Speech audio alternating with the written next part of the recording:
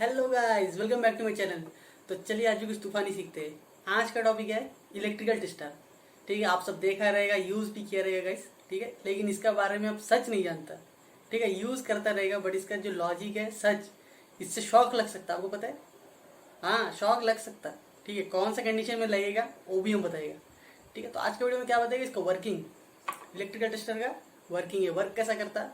फिर इसको खोल काल के इसका जो सर्किट डायग्राम है, इक्विवेलेंट डायग्राम, इसका इक्विवेलेंट डायग्राम को बनाएंगे। ठीक है, इसका वर्किंग समझेंगे। फिर देखेंगे एक मज़ेदार चीज़। ठीक है, मज़ेदार चीज़ क्या है, आप अगर कोई एक स्लीपर नहीं तो शू पहन के टेस्ट करता है, ठीक है, और बिना शू उनसे ग्राउंड, आपका पैर जो है ग्राउंडेड है, ग्राउंड से कांटेक्ट में, तब आप टेस्ट करते हैं। दो टाइम में टेस्टर का वर्किंग डिफरेंट है। ग्राउंड से आप डायरेक्ट टच में रहेगा तो एक तरह का वर्किंग है इसका, और आप शू पहन के स्लीपर पहन के रहेगा तो इसका वर्किंग डिफरेंट है, अलग तरह से होता है। ठीक है, तो डिफरेंस क्या है, ज्यादा किसी को नहीं पता है, ज्यादातर लोगों को पता ही नहीं है, टेस्ट यूज ही करते हैं बचपन से। ठीक है, तो वो डिफरेंस क्या है वो भी देखेंगे वर्किंग में। और गाइस वीडियो को एंड तक देखना।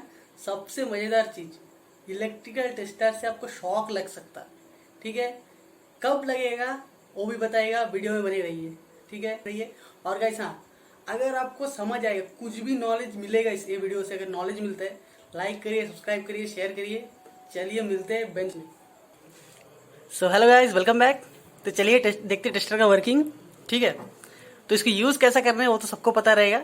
ठीक है, जब पकड़िए फेज है, फेज में हम लोग इसको टच करेगा तो इस अंदर एक लाइट है वो जलेगा। ठीक है, लेकिन वो फेज में टच करने से न्यूट्रल तो एलईडी में मिलता ही नहीं है। न्यूट्रल हम लोग ग्राउंड मिलता है, ग्राउंड और फेज के बीच में लाइट जलते हैं। तो कैसे जलता है, क्या है लॉजिक, सब बताएगा, बने रहे वीडियो में। तो देखिएगा, ये है इसका इक्विवेलेंट डायग्राम। ठीक है ना। तो क्या है कि पेन का अब टेस्टर से लिखना शुरू कर दिया था यार।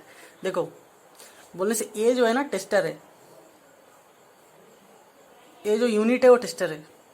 ठीक है, तो क्या है, एक रजिस्टर है और एक बल्ब है, एलईडी है। ठीक है, एलईडी भी रहता है आजकल, आजकल एलईडी रहता है, और एसी बल्ब भी रहता है। ठीक है, एसी बल्ब जो हम लोग का फिलामेंट वाला बल्ब है वो भी रहता है। तो देखिए, रजिस्टर और एक बल्ब, ये जो है टेस्टर यूनिट है। ठीक है, कैसे हम खोल के दिखा लेता है। ठीक है, टेस्टर को देखिए। ठीक है, पीछे का इसको आप लोग मत खोल देना, क्योंकि टेस्टर उनसे खोल देगा ना, उसका बाद में अंदर जब डालेगा तब अगर ठीक से नहीं लगा तो शॉक भी लग सकता है गाइस। तो देखो गाइस, क्या क्या है अंदर। ये जो है इसका फ्रेम है। ठीक है, फ्रेम के अंदर एक कंडक्टर रॉड है। रॉड कहाँ तक है, अंदर तक है, इतना तक है। ठीक है ना गाइस, रॉड।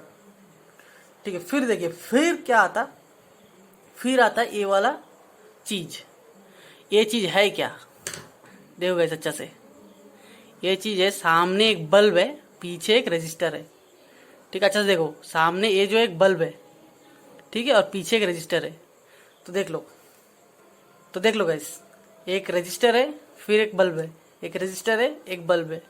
ठीक है, रजिस्टर क्यों है बोलने से, देखो गाइस, रजिस्टर इसीलिए है, इसका जो इनपुट वोल्टेज है, सोचो 230 वोल्ट है, तो इधर में 230 वोल्ट जाता। ठीक है, आप यहाँ में टच करता। ठीक है, ए एंड में क्या है, एक स्प्रिंग रहता है ऐसा। ठीक है, फिर आके ये अपना जो मेटेलिक पार्ट है, ठीक है, ऐसा है, ऐसा इसका। ठीक है, ये जो है 230 वोल्ट से टच रहता है, क्योंकि नीडल से टच रहता है, नीडल 230 वोल्ट में टच होता है। ये बल्ब का दूसरा एंड है, ये जगह मेटेलिक पार्ट है जिसमें ह्यूमन कांटेक्ट रहता है, आपका कांटेक्ट रहता है। ठीक है, सो देखिए, अगर ये रजिस्टर नहीं रहेगा, डायरेक्ट ये दिया रहेगा। ठीक है, ये तो अंदर फिलामेंट है, बोन से कंडक्टर है, ये पूरा पास हो गया, आपका बॉडी में कितना वोल्ट लगेगा 230 वोल्ट लगेगा, सही पकड़े। चलो, तो देखो, इसीलिए रजिस्टर देता कि इसमें जो करंट है और वोल्टेज है कम हो जाना। ठीक है, वोल्टेज तो पकड़ लो, करंट मेनली कम हो जाना, उनसे बहुत कम हो जाना करंट। ठीक है, अभी अगर 1 एम्पियर करंट आपका बॉडी से फ्लो होएगा, ठीक है, तो झटका ही झटका, भाई बाल वाल खड़ा हो जाएगा। ठीक है, तो इसीलिए इसको मिली माइक्रो एम्प में आपको बॉडी से करंट, माइक्रो भी नहीं, बहुत कम एम्प में करंट पास होता है, जिसके आपको महसूस नहीं होता। सो देखो गाइस, ये जो रजिस्टर है ना, रजिस्टर का वैल्यू ना 1.5 मेगा ओम है। ठीक है, इतना मेगा ओम का रजिस्टर रहता है ये वाला, 1.5 मेगा ओम। 1.5 मेगा ओम बोलने से 1.5 इंटू 10⁶ ओम, समझ रहे हो, 1.5 इंटू 10⁶ ओम का रजिस्टर है। तो समझ जाओ कितना ड्रॉप करता रहेगा ये, समझ गया। तो देखिए, इतना ओम का रजिस्टर है, फिर जो बल्ब है, फिर स्प्रिंग तो कंडक्टर के लिए। ठीक है, तो देखिए मेन कॉन्सेप्ट क्या है, मेन कॉन्सेप्ट है, आपको एक चीज समझना है, कोई भी बल्ब को ग्लो करने के लिए एक पोटेंशियल, दो चीज़ की ज़रूरत रहता है, मतलब मेनली एसेंशियल चीज़, तीन चीज़ तो है हम बोलता देखिए। एक है वोल्टेज, ठीक है, बोले तो पोटेंशियल डिफरेंस। एक बल्ब ग्रो करने के लिए आपको पोटेंशियल डिफरेंस होना बहुत ज़रूरी है, ठीक है। अभी बल्ब है, ठीक है, पकड़ लो बल्ब है, तो बल्ब का ए एंड और ए एंड बी एंड, ये दो एंड का बीच में एक पोटेंशियल डिफरेंस रहना। कितना पोटेंशियल डिफरेंस रहना, वो बल्ब का कंपनी का रेटिंग है, ठीक है। बल्ब का कंपनी अगर बोला भाई ये 6 वोल्ट का बल्ब है, तो ये दोनों का पॉइंट के बीच में 6 वोल्ट का पोटेंशियल डिफरेंस रहना। ऐसा जरूरी नहीं है कि ये 6 वोल्ट है तो ये 0 वोल्ट, 6 वोल्ट का पोटेंशियल डिफरेंस रहना, मतलब अगर ये 60 वोल्ट है ये 54 वोल्ट होने से भी हो जाएगा। पोटेंशियल डिफरेंस बोलने से ये दोनों का बीच का डिफरेंस पॉइंट का। अगर 6 वोल्ट का बल्ब है तो दो टर्मिनल है, आप अगर इधर 120 वोल्ट देता, दूसरा साइड में 114 वोल्ट देता, तब भी परफेक्टली वर्क करेगा, क्योंकि the potential difference between this two terminals are 6 volt. समझ आ गया? तो मेन हम लोग को समझना है पोटेंशियल डिफरेंस जरूरी है, ठीक है, रेफरेंस के साथ, ये दोनों के साथ, ठीक है ना। और एक चीज क्या जरूरी है, सर्किट कंप्लीट होना चाहिए, ठीक है। पोटेंशियल डिफरेंस तो जरूरी है, सर्किट भी कंप्लीट हो जाए, मतलब क्लोज सर्किट होना चाहिए। तो बल्ब है उसको सर्किट क्लोज नहीं रहेगा तो नहीं होएगा, ठीक है। सर्किट क्लोज होना चाहिए, इधर स्विच है, सर्किट क्लोज होना चाहिए, क्लोज होने से एलईडी ग्लो करेगा, ठीक है ना। मतलब करंट फ्लो होता है, सर्किट क्लोज होना बोलने से करंट फ्लो होना, ठीक है। तो कॉन्सेप्ट है ये, तो देखो आप लोग कैसा होता है। ये जो टेस्टर यूनिट है, ठीक है, ये लो टेस्टर यूनिट, जब ये जो है 230 वोल्ट में रहता है, ये वाला एंड 230 वोल्ट में, ये वाला एंड टच करने से ग्लो कैसा करता, देखो ह्यूमन बॉडी एक्चुअली रेफरेंस का काम करता है 0 वोल्ट का, ठीक है। ग्राउंड बोलने से 0 वोल्ट है, ठीक है, आप 0 वोल्ट रेफरेंस है वो, ठीक है। अभी ये जो 230 वोल्ट बनता है ना, वो एक्चुअली में एक साइन वेव पकड़ लो, घर में आता वाला है 230 वोल्ट साइन वेव है, ठीक है। तो पीक जो है 230 है, 230 साइन वेव है, तो ये जो जीरो है ना बीच में, जिसको लेके ये ऑसिलेट करता है, +230 -230, ठीक है। 50 हर्ट्ज का सिग्नल है, इंडिया में 50 हर्ट्ज यूज़ करते हैं, ठीक है ना।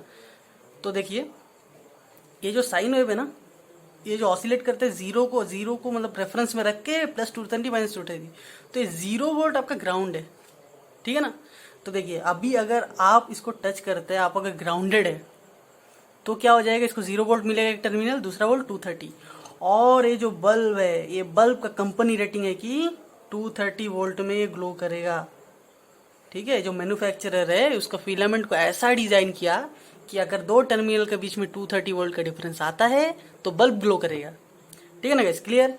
तो देखिए अभी और एक लॉजिक हम बताता, हम जो बोला था, अगर आप ये जो ह्यूमन बॉडी है, रजिस्टर लिखा है ना, ये ह्यूमन बॉडी है, ह्यूमन बॉडी, ठीक है ना। ये ह्यूमन बॉडी का ह्यूमन रेजिस्टेंस का बात किया है हम, ठीक है। अभी देखिए अगर ह्यूमन ग्राउंडेड है तो ग्लो करता है।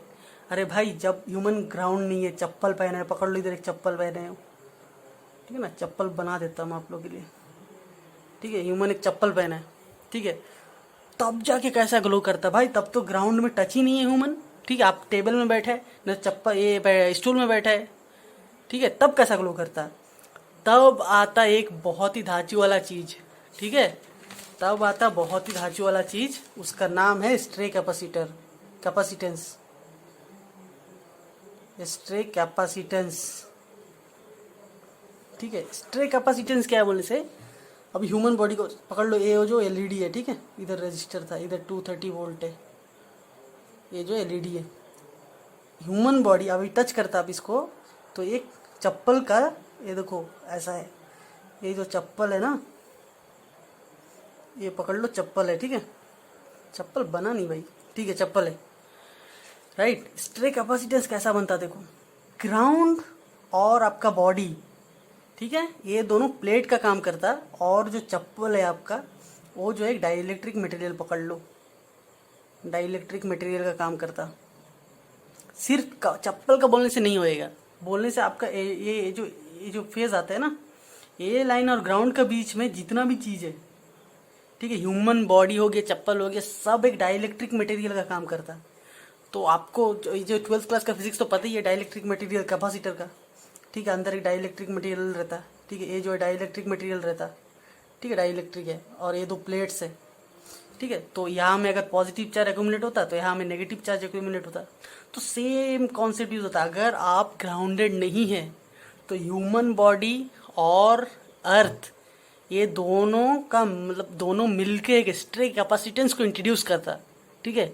वो स्ट्रे कैपेसिटेंस का वजह से क्या हो, ये ग्लो करता। समझ आ गया? तो ये कॉन्सेप्ट कि आप अगर ग्राउंडेड नहीं है तब भी आपको ये टेस्टर ग्लो करता दिखता, ठीक है।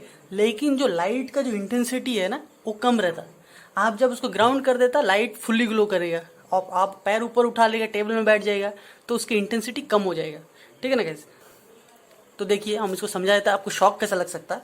यहाँ 230 वोल्ट है, यहाँ 230 वोल्ट आते हैं, आप इधर टच करते हैं, ठीक है, टेस्टर का एंड टच करते हैं, सर्किट पूरा होता है, ग्लो करते हैं, समझिए आप लोग। लेकिन शॉक कब लग सकता, देखो गाइस, ये टेस्टर डिजाइन किया है 230 वोल्ट के लिए। बोलने से रेजिस्टर का वैल्यू 1.5 मेगा ओम कब क्यों दिया? 1.5 मेगा ओम इसीलिए दिया क्योंकि जब हम लोग 230 वोल्ट को टेस्ट करेंगे वो इतना वोल्ट इतना करंट ड्रॉप करेगा और ह्यूमन बॉडी में इतना करंट फ्लो होएगा, तब जाके एलईडी को इस तरह स्पेसिफिकेशन में लिया है कि 1.5 मेगा ओम देने से 230 से कितना रिड्यूस होकर ये काम करेगा। ऐसा एक कैलकुलेशन डिजाइनिंग है, ठीक है। डिजाइनिंग कुछ उस तरह खास नहीं है, वो आपको हम कभी केसीएल केबीएल लगाने से भी पता चल जाएगा, ठीक है। Kirchhoff voltage law, Kirchhoff current law, ये सब है, ऐसी सिंपल है। वो सब लगाने से वो सब हम डीप जाने नहीं बनता, ठीक है।